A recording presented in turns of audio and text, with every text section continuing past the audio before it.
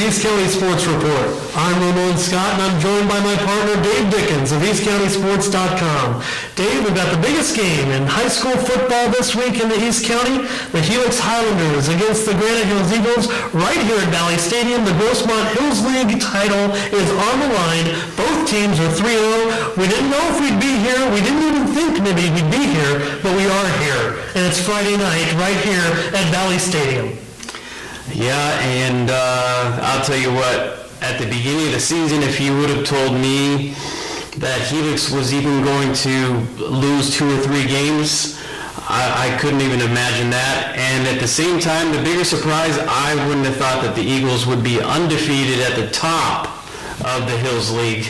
And that makes it all the better to come out to Valley Stadium and watch this one. I think this one is going to be the most entertaining. Some of the events they have, they're having the senior night, they're having a Burton tribute. The stands are going to be filled. The energy is just going to be nuts. Well, amazing how we got here, considering last Friday night, no one was struck by lightning, and no one was too disrespected by the outcome of those football games that had to be decided after most of them just after one half of play. The unprecedented thunderstorms, if you will, that happened in the middle of the games on Friday night and put everybody into a quandary, put the fields into a rubber-filled quagmire.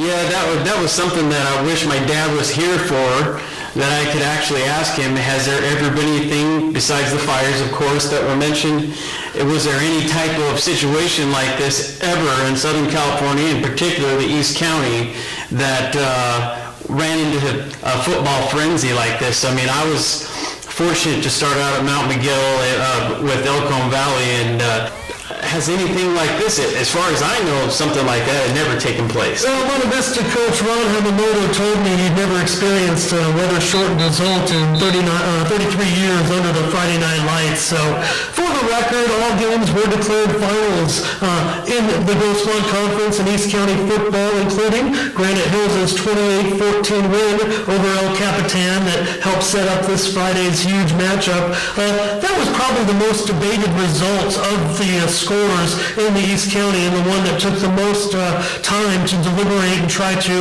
see if the game could be played out. What happened, Dave, a handful of county games played out to a conclusion on Saturday or Monday, but I talked to Grossmont Conference Athletics President Brian Wilbur, and he told me that the Eagles and the Vaqueros just couldn't logistically complete the game with this week's schedule ahead. The Vaqueros have homecoming, and the Eagles couldn't get the stadium here on Saturday night because Christian was scheduled to play, and they were going to require that extra day off to play the game on Saturday. So that's what the result was. They decided, the Eagles and the Vaqueros, to go with that result. Yeah, and I remember when I was having that conversation, actually going back and forth with Coach Berner and Coach Cobbs. Got a hold of Coach Cobbs first, and I said, so what are you going to do about this, Kellen? And he says, you know what? This was a half an hour after the fact, and he says, we're still deliberating, and it's probably going to go into tomorrow. Could be Saturday, tomorrow we're playing. It could be Monday. We're not too sure. And then Ron Berner gave me a little different result. He said, you know what, logistically, we're not going to be able to play this. It's just a scheduling thing that I don't see a way that we can continue this game. And he did mention some of the highlights of the game too, and I don't want to say that had anything to do with it, but I heard that the game was pretty physical as well, that those teams, both those teams really got after it, and which they have played hard against each other before, but he said it was a real physical game, and then he had said some great things about how Granite was playing too, but ultimately what you have said, that was going to be the result they were seeking as well, is it just couldn't be scheduled. Well, the business at hand now, the Eagles are going to get ready. 2 of the county's top teams are going to meet for that title, no less than a title share on Friday night. Undefeated Granite at home, winners of the Grossmont Valley League, let's not forget, last 3 seasons against the immovable Grossmont Conference object, the Helix Highlanders. They come in on a 4-game winning streak. Kevon Martin was instrumental in the first half for the Eagles in that rain-shortened game on a team where several players have made big plays this season. Martin finally got his turn, turning in a 69-yard run. He had a pair of touchdowns in one half against El Capitan. Everybody had cleared out of Benhart Stadium by the time I arrived at Helix High School to try to catch the second half of Grossmont Helix. But one man I did run into, and he was the last man in the stadium, was our guest on our podcast earlier, Michael Shawcroft. Of course, he hadn't seen anything like it either. Helix has actually slipped into 5th place, as predicted here, I think, by us, behind Eastlake and out of the Open Division playoff setting for now. And given a major upset somewhere in the mix, the Highlanders are probably unlikely to find a formula to get back in to that Final Four, and they'll be a favorite in Division One. It's still a lot to be determined, and it could go by some of the results still to play, but Helix is on the outside looking in, Dave. Right, and I think on the other side of the ball too, the Eagles stealing one away from Helix could be absolutely huge. As they will, following that game, they will play Valhalla, which they could end up possibly being undefeated in the season, which would be huge, of course. And Yeah, well, Granite's got everything going for it in this game. I mean, I haven't seen them look this good right now. Everything's clicking with quarterback Chris Ostring and a bevy of backs now, really. They're getting some real production out of the backfield and multiple receivers as well. And the defense, some top names have stepped forward to make some big plays. Guys like Ethan Bishop, Nolan Medeiros, and Jayden Van Landingham. The Eagles defense, everybody knew it was good. Now they've proven it, and they're going to get a big chance to test some of the Highlanders. We know about Fato Noah. Helix is great back, but also want you to watch out for Helix receivers Chris Rivera and Cameron Brown. They've looked good, and they're kind of flying under the radar because Helix's margin of victory of late has been kind of one-sided. They're not getting as much attention in the stories and the highlights, I think, because they're just rolling along, getting ready for this game. Dave, some point back to that last loss by Helix in 2014 against El Capitan as one of the biggest upsets in the Grossmont Conference since the start of the century. But I'll have you know that the fearless forecaster, your dad at the time, picked El Cap to win that game over Helix, and they won the game by 7 points. So I have Helix winning this week, Dave. We got to have a bet on this one. I've got them by 4 points. okay, and I'm going to take the Granite Hills Eagles by 10. By 10. Nicolosi's is San Diego's most authentic Italian restaurant. For more than 60 years, they have been serving up fresh and authentic recipes passed on from generation to generation. Nicolosi's offers Italian food catering, wedding catering, special event catering, large business takeout orders, office takeout orders, school restaurant fundraiser nights, and birthday parties and private holiday party reservations. Come on out and see Ron and Barb at Nicolosi's. Going to an event at the sports arena? Well, come on by and say hi to the Nicolosi's team at the sports arena. We are now serving some of our favorites during Gulls games and other events.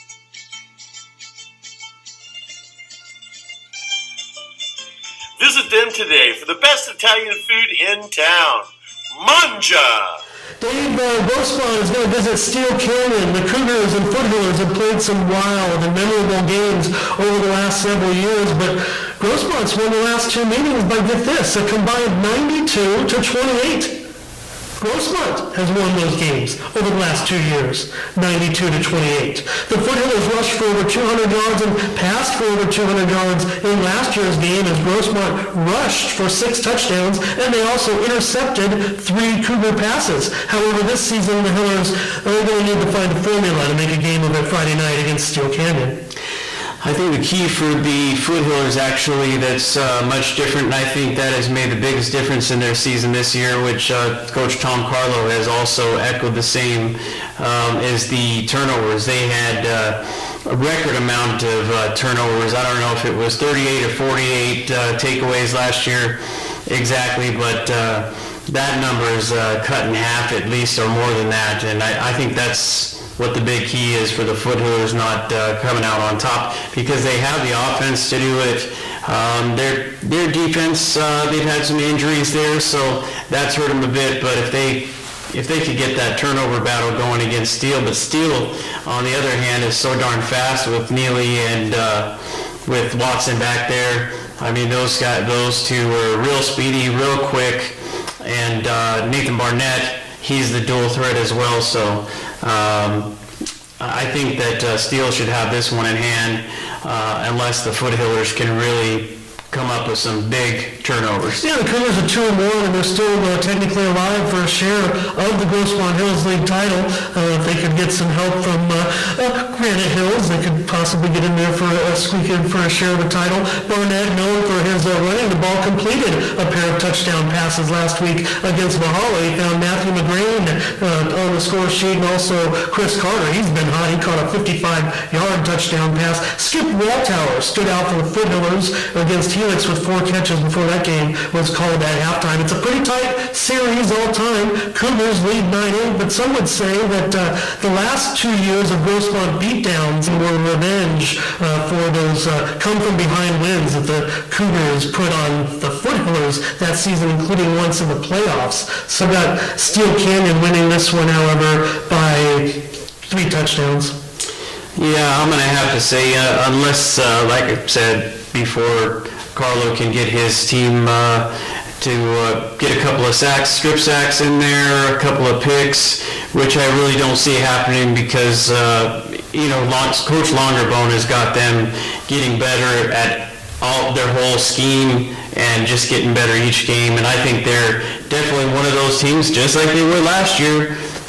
They're preparing themselves for playoff time, and you see it every week. They're getting better, so I got Steel too by at least 14. The Melville Matadors travel to Santee to take on the West Hills Wolfpack. Dave, the Wolfpack can't afford to let down in advance of their season finale to decide the Grossmont Valley League title against the Monte Vista Monarchs. But beyond that, West Hills can't afford to lose to the Matadors in the Division III playoff rankings. West Hills right now, meanwhile, this game and next week's finale against Del Norte are big games if Mount Miguel wants to have any chance at the postseason. Well, I will say from what I saw, granted, they did play El Cajon Valley, but what I saw against, El Cajon stayed in the game. They played hard, and I saw quite a few great passes coming from that young sophomore quarterback, JD, and I think that he is their true future. They just really all they need to do is eliminate a couple of penalties, shore up that offensive line, and I'll tell you what, that kid has time. He's going to burn most of the defensive backs on the other side of the ball. And I will still say that, he's got some good targets in Azagari. He's been great. Also, not just as the back coming from the backfield, but he also has a good pair of hands. Not to mention, I've seen a couple of scrambles out of Jake when he needs to. But I think Mount McGill could actually win the next 2 games. It is a possibility, and I think that Troy's really got them believing in themselves. So that's going to be the key there. Now on the other side, you have West Hills. It's got a killer defense. They've been on top of it. They may still be at the top of the least amount of points scored against that defense. It's very possible. I haven't looked real recently. Browning has been playing fantastic. Catching the ball, also kicking the ball through the uprights, and you can't say enough about quarterback Jordan Young. He's just a phenomenal athlete. I would say if you had to pick one of these, I would say West Hills will probably win by 10. Yeah, you only had nearly 200 yards last week of total offense, and Jake Mayhew rushed for a touchdown as the Wolfpack saved homecoming by moving the celebration to the gym after the third quarter when the Lightning struck West Santee. The teams actually returned nearly an hour later, to finish the contest. The Matadors, they also finished their contest, as you mentioned. They had a complete game last Friday against El Cajon Valley. Laverdier in that one passed for 4 touchdowns touchdowns, including one to receiver senior Jad Mallard, who caught a 35-yard touchdown pass, and he also had a 65-yard pick-six return for a touchdown. Matador sophomore Mikey Avant had 6 receptions and a touchdown. The Matadors have been really a thorn in the Wolfpack side, or maybe a stoke in the side, if you will. The last 2 seasons, a pair of close games, 23-20 Pack last year, 29-28 West Hills in 2016. Young passed for 2 touchdowns and ran for another in last year's game, and Mayhew ran for over 50 yards as the Wolfpack won at Mount Miguel for the first time since 2005 with a last-second field goal. Jaheim Allen Pompey caught 3 passes in that one, including a touchdown in that tight game that came down to the wire. Yazagiri, Mrs. Monji, Eric Graham all played well defensively in that one. West Hills leads the all-time series 13-7, including 7 in the last 10, and I've got the Wolfpack by a couple of touchdowns. Valhalla is going to travel to Lakeside to take on El Capitan, a pair of teams looking for their first Grossmont Hills League win of the season, Dave. Dave, the game between the Vaqueros and the Eagles, certainly one of the most competitive of the week. You talked about that, and I think it's understandable why the Vaqueros went to great lengths to discuss the possibility of resuming the game. Just couldn't be worked out, but they played one of their best halves of the season. Despite trailing on the scoreboard, they were playing a good opponent, and they were definitely in the game. They got on the board first with an 88-yard touchdown, an interception return. An 88-yard interception return by Austin Barker late in the first half. Then junior quarterback Rick Hauser hit Yaphet Yoakley on a 76-yard pass to make it 21-14. Hauser had 180 yards in the first half, including 4 catches, and 120 yards to Yoakley.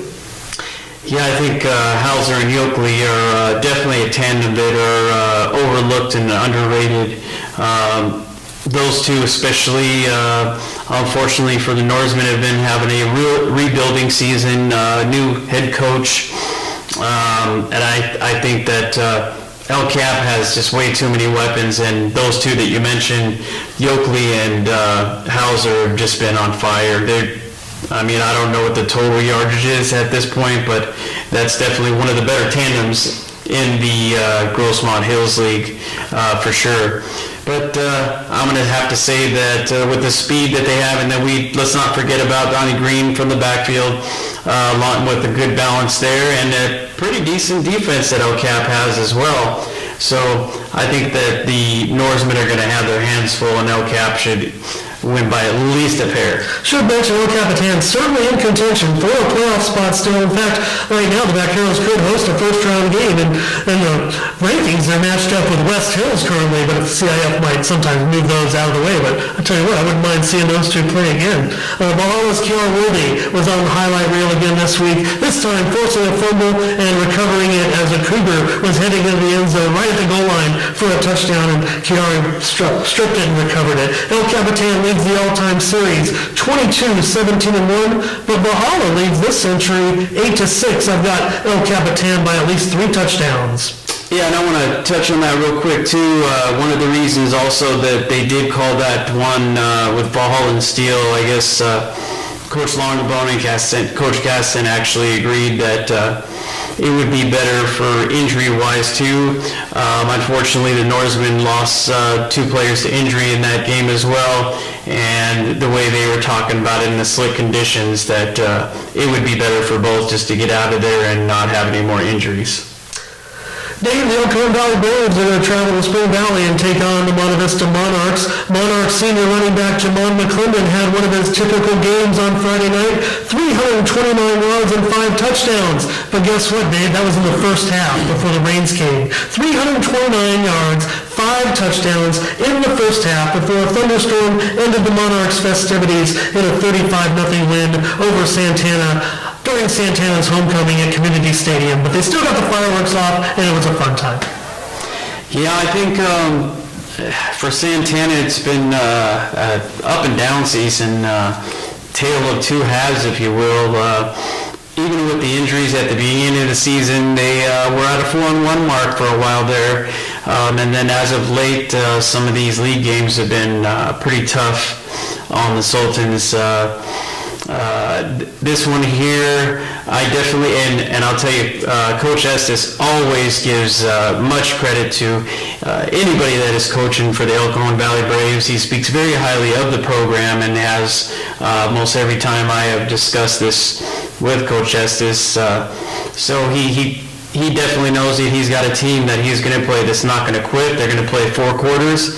And I've seen, watching them against Mount McGill, couple of good hookups with Atlantis, hitting Clarence Johnson on a couple of, one that was for a good 48 plus, heading down the sideline. And, he has a little bit of a run style himself. So, El Cajon's going to score some points.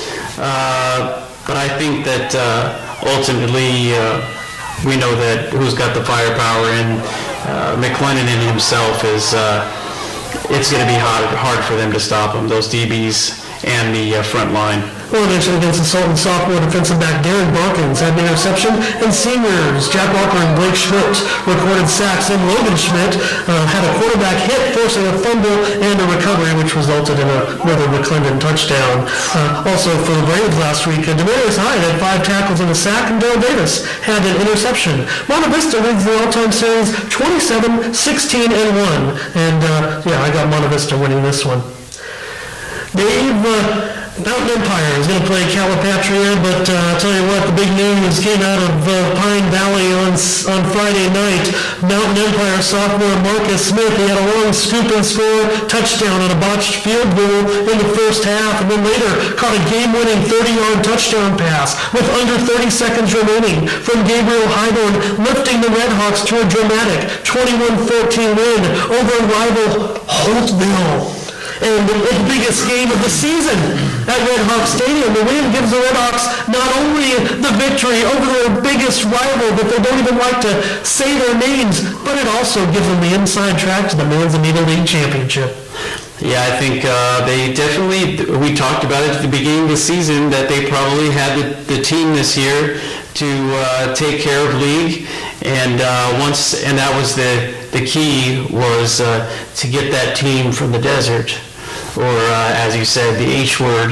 If they took care of them, that everything else should fall into place. Not saying that their next one is not going to be tough, but I think that Mountain Empire is on to something now. The 3 shutouts we'll mention, but this this last one was just, now that's winning in style.